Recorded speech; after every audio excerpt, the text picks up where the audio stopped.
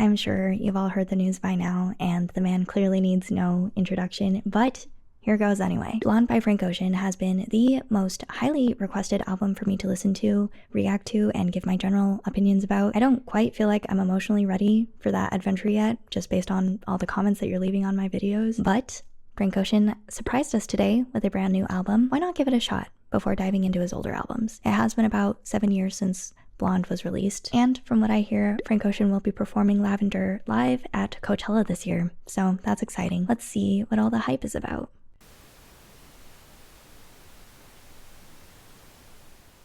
We've talked about contrasting themes before. Here we have the juxtaposition of natural elements like stars and cattle with urban landscapes like Austin to convey a sense of displacement and longing for a place or person that is no longer there.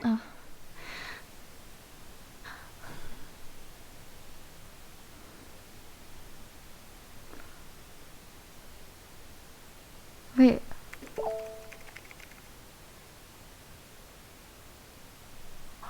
Oh my god. I love the use of religious imagery, double-crossing Jesus saving 12 for perfection. It helps to explore the complexities of love and betrayal.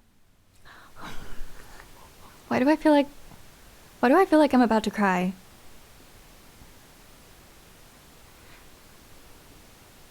I actually really love these guitars. Oh my god. Also, I think this is a Tyler the Creator reference, but I'm not sure. It could also be To Pimp a Butterfly. Oh. No! The obvious titular theme of longing and desire for someone who no longer reciprocates those feelings, followed by the pain and confusion that comes with it. It evokes such a strong emotion, starting off the album strong.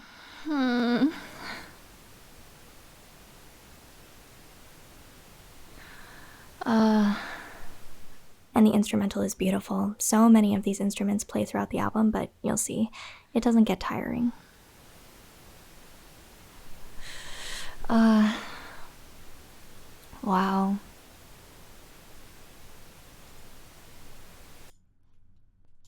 Wow. Okay, I didn't...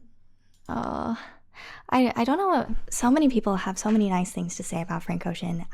He's like an untouchable being, right? There's nothing bad that he can do, according to everyone else. Even just based off this intro track, I can totally understand. Like, I've been converted already just by this first track. I'm very impressed. Just the use of the guitars and the lyric writing. The lyric work is so good too. Oh, and his voice. Oh, and his voice. This is like hot off the press, so I'm actually curious to know what people will say about the references, because, you know, a lot of them just, you know. I just love the idea of a track called Second being the second track of an album and further expressing in the lyrics the universal feeling of being a second choice, an afterthought. This one is already very different from the first one.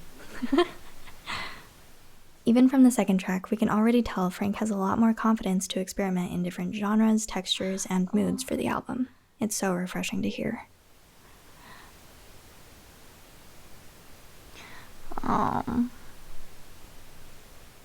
There's always a balance and a tension in relationships, a split desire for independence and dependence. Frank seems to be reflecting on how the person who taught him to always put himself first is now in a position where he needs to care for them. Kevin Abstract.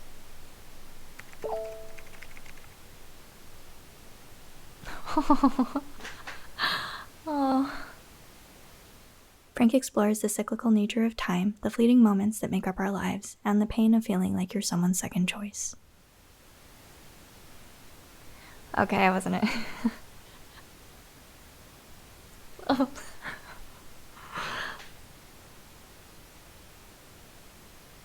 It's so interesting. There's like a synth and a guitar.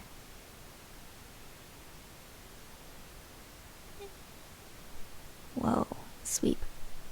Honestly, I don't really have much to say about this one except for like I feel so hard feeling like second place basically. Lots of wordplay with seconds too. I really like that. It kind of reminds me of Just in Time on the Forever Story where there were just so many time. Honestly, love the Kevin Abstract feature. I know that Kevin Abstract is a huge fan of Frank Ocean, so I am so happy to see him on here. You know, so proud. It's just like collab of the century, you know?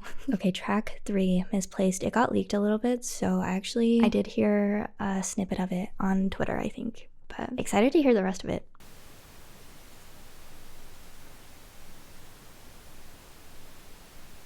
love the guitars on all of these tracks so far.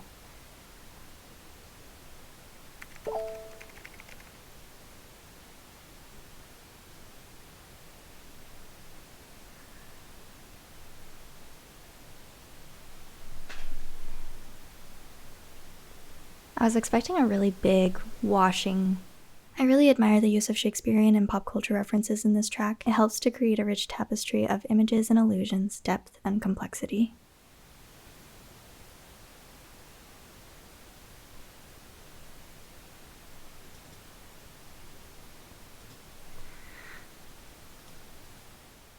There is purity, staying true to your values, and there is sin, giving into temptation. Frank is reflecting on the allure of material pleasures while remaining vigilant against the corrupting influences of the world. Oh.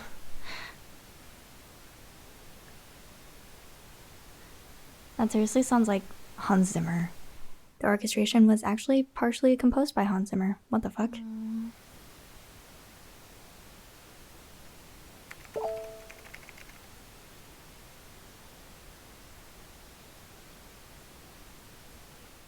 I can't believe this album took 25 years to make. A lot of people wouldn't believe that, but it's true. I was the 25 years of time.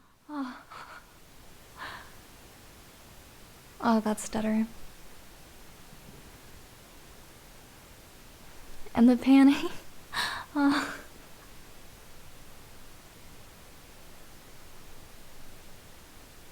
Oh, that's so beautiful.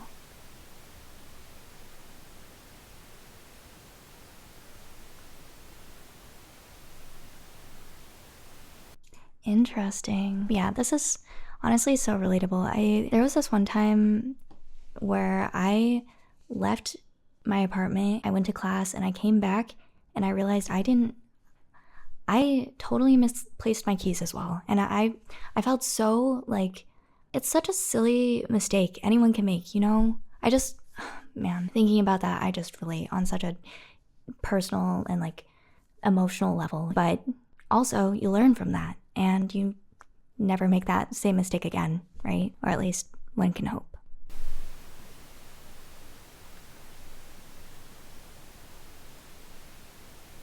Oh, this one's short.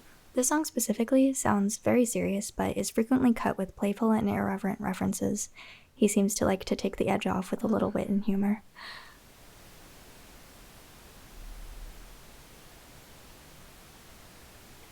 I'm not complaining. Frank actually funded the production of this album entirely with the funds from Homer's cock ring. Wow. Really loving all of these references. This one, 24 karat fucking for the diamond like a rabbit. I couldn't have said it better myself. Definitely a very contemplative song as well. Like, I could definitely see myself listening to this on those kinds of nights, you know what I mean? Anyway. You know by now my feelings toward infidelity. It seems to be a pretty common theme in the albums we've been listening to, alongside desire and temptation. The voice manipulation on this one is really interesting.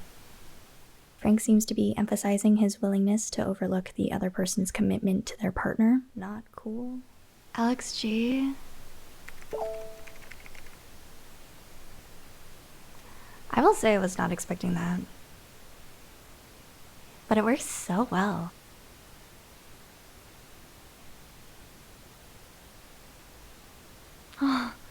Ah.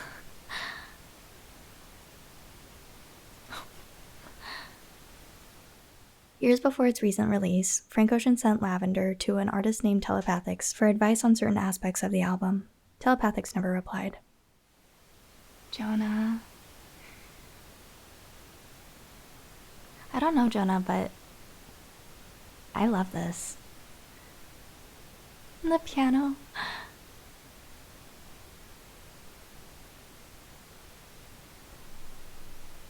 This one sounds so magical. Ah, so sweet.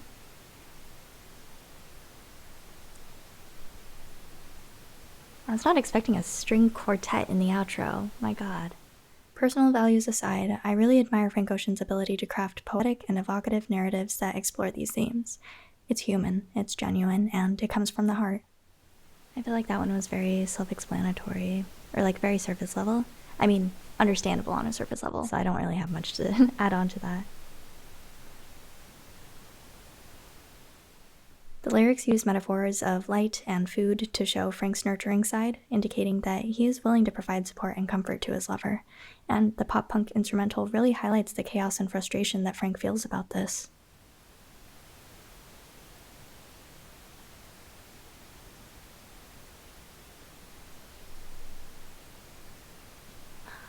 Oh, oh my god, the ARPs.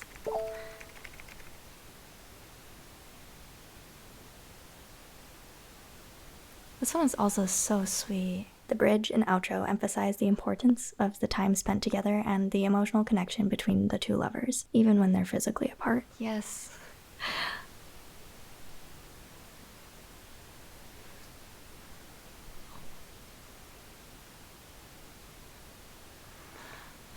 Diana Gordon, welcome back.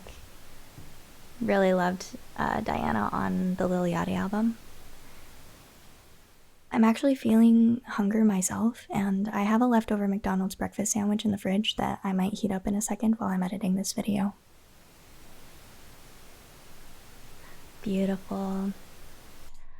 Man, actually, I really love that one. I think that one might be my favorite so far. It's just so sweet and simple, and of course, Diana Gordon.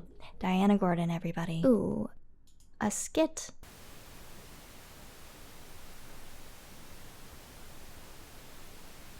Frankie. It's important not to overextend yourself and to watch out for others who might try to take advantage of you. This is especially true if you are quote-unquote rich and famous, because there is a delicate balance between success and personal well-being. Ah.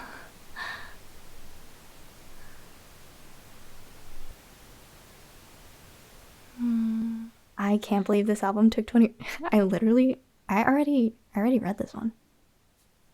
Are you taking care of yourself? You're watching out for yourself.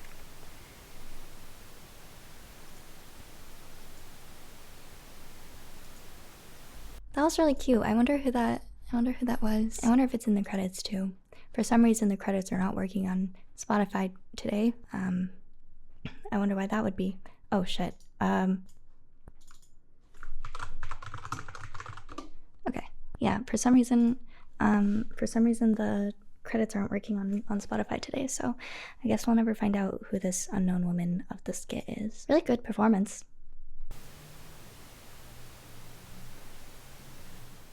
The song starts with the excitement and warmth of a new relationship, but ends with a sense of regret and disillusionment, highlighting the complexity and fleeting natures of love. Ugh.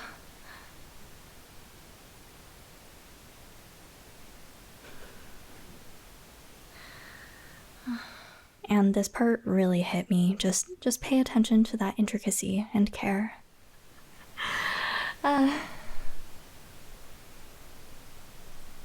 Endless. I do think this is a reference, maybe. I think there's a project called Endless. I saw it when I was digging around. Oh,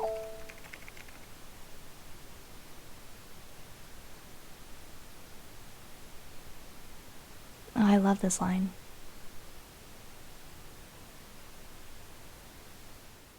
Eternal Sunshine of the Spotless Mind is a movie that is referenced to further explore the theme of erasing memories of a former lover and the consequences of doing so.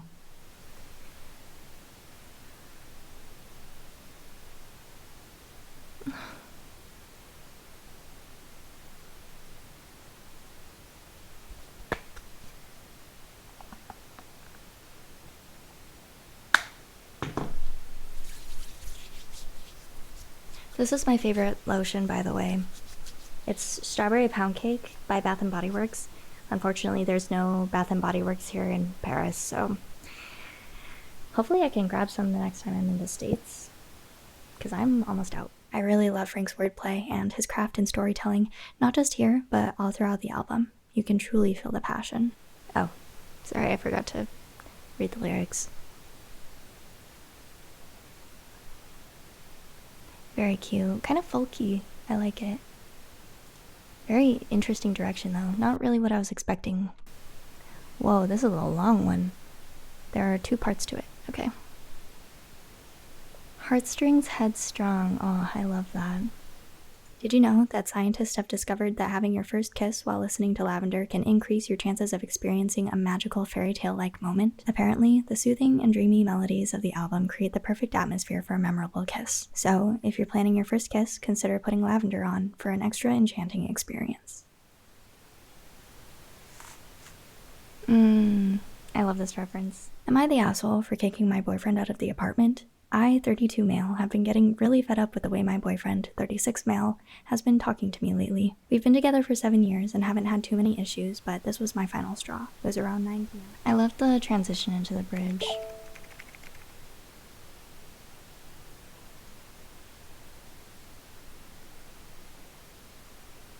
Part 2.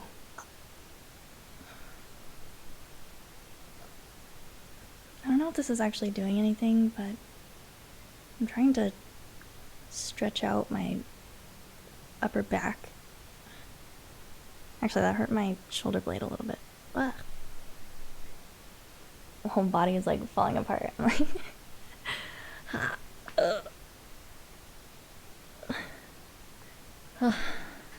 I'm sweating a little bit. Oh, but beautiful song. Classic fade out. Headstrong, headstrong, headstrong.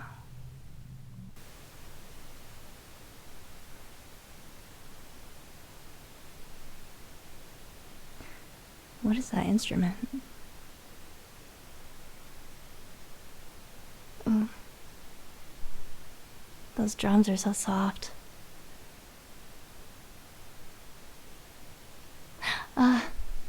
Oh, never mind. I was expecting something much more intense. James Blake. Happy to see you again. I choose me, not sorry. That has to be a Kendrick reference. Despite the album being called Lavender, I find it interesting that there is a recurring imagery of gold and orange throughout the songs, warmth and success, contrasting his internal desire for love and affection. And Phoebe Bridgers, oh my god. I actually saw Phoebe Bridgers last year at Coachella. I mean, not Coachella, at Lollapalooza in Paris. Why did I say Coachella? But only for like a really short amount of time because it was really hot. I think it was definitely during a heat wave. We were kind of far away from the stage and I was with a couple friends and we were kind of bored. Beautiful voice though. Oh, there we go. That's the epic I was waiting for, my god.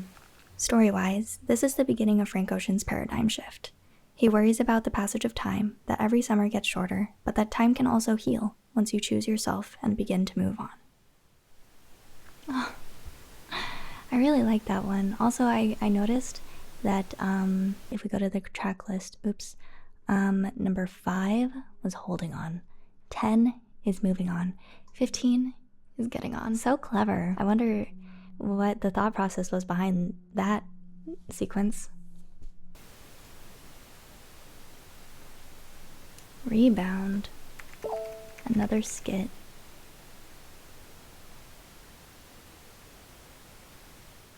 Frank Ocean is always so mysterious with his albums, so I was surprised when people said it leaked, but it never did. It's a conspiracy. Oh my god. Listen, people just deal with things in different ways, okay? We grieve different. Oh.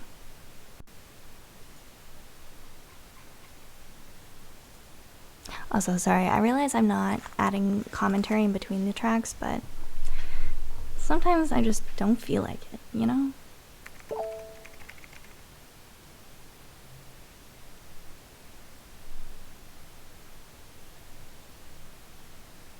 Always liked a Porsche. I love this. Oh, I really love that. It was speculated that Frank originally dropped Lavender on SoundCloud under the name Frank Ocean in 2020, and it was unnoticed for 3 years. Oh, those guitars too. It was also originally titled Jack Harlow Combo Meal, but Frank changed it at the last minute after an angry text from JPEG Mafia. Oh, but the reverb on the voice. so haunting, actually. Coke and cayenne. Honestly, I don't know how I feel about this one.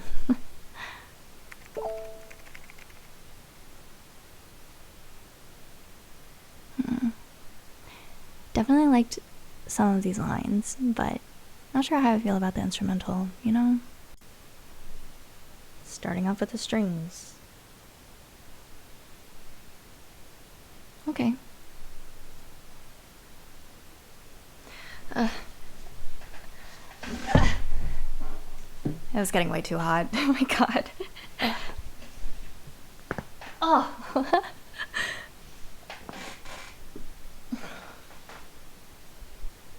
Oh, that hurt my ribs a little bit. Tambourine? Apparently, Frank recorded each song in a different part of the world that correlates with the title and theme. That's dedication. But someone else told me that the entire album was recorded in Jackson, Mississippi, so take that with a grain of salt. Ooh. Oh, that chord progression. So bright. I wanted to update you all on my personal life a bit. Jid's Paris stop was moved to late June, even though I spent so much time the last couple of months memorizing all the lyrics to Radar, and I'm afraid I might forget it all by then, but that's life. It's incredible how quickly Frank's moods switch from one verse to the next. It's expressed so eloquently on a track aptly titled How We Feel. Oh, that's so beautiful. I got the shit you could light with a lighter. Fuck a lighter, I could light on the stove. Dark at night, I drop a log in the fire. Wander in the woods, out in the cold. I got the shit you could play for your mama. I got the shit you could play for the host. I got the shit you could sell to the trappers. Indicator. Jesus. This one seriously feels like I'm levitating. I really like this one. I'm gonna revisit this one for sure. I feel like this track is incredibly underrated. I've never heard a song with so much emphasis on support. It's so important. Very interesting. The use of the auto-tune.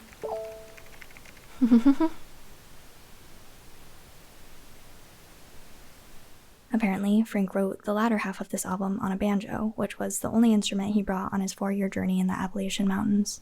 Doo-doo. Oh, that bass line. Doo-doo. Doo-doo.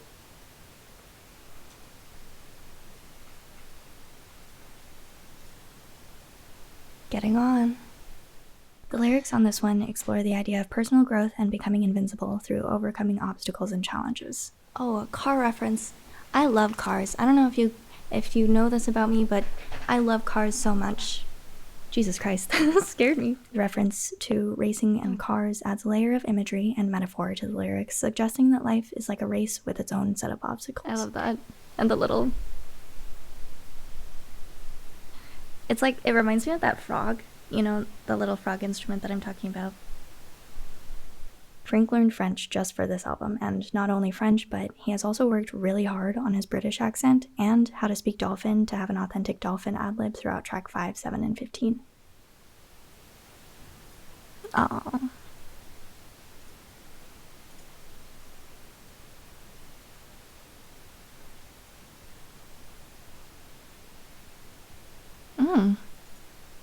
Oh.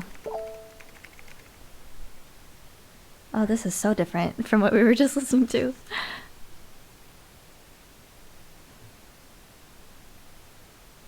These lyrics are amazing. Oh my god, I am blown away. I can't. The Great Gatsby references in this one are a little too obvious for my taste, but I guess I can give it a green light, old sport. The outro seems to be a commentary on the materialistic nature of the characters in The Great Gatsby, with references to money, cars, and luxury items, and Frank questioning why— Oh my god, amazing lyric work. Incredible. This must have taken forever. Like 4 hours exactly to write one song. Okay, rude. I was talking. Why someone wouldn't want a piece of it.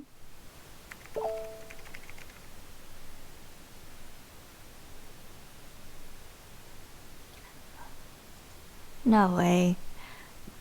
No way, a fade out on the penultimate track? No way. Thank you, Daisy. I love all of the Gatsby references in this one. So clever. And that Daisy doesn't have to be a girl.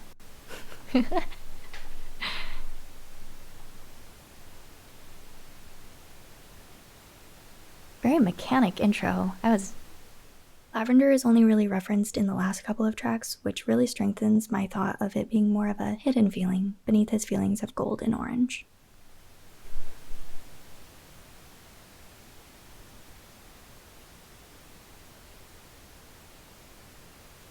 This is a very experimental outro.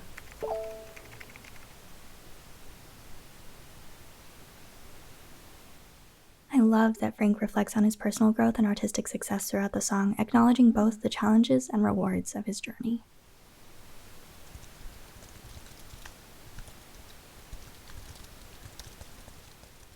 And bringing Tyler, the Creator, on to do a spoken word outro provides a touching conclusion to the album, celebrating Frank's accomplishments and the bond between the two artists. Oh, Tyler, the Creator.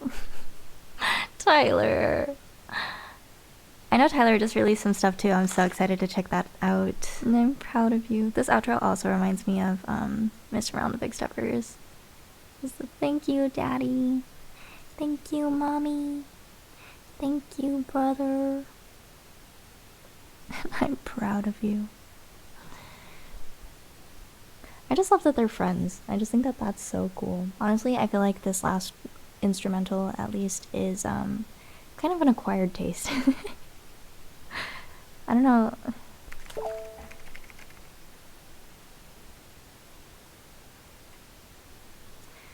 Wow.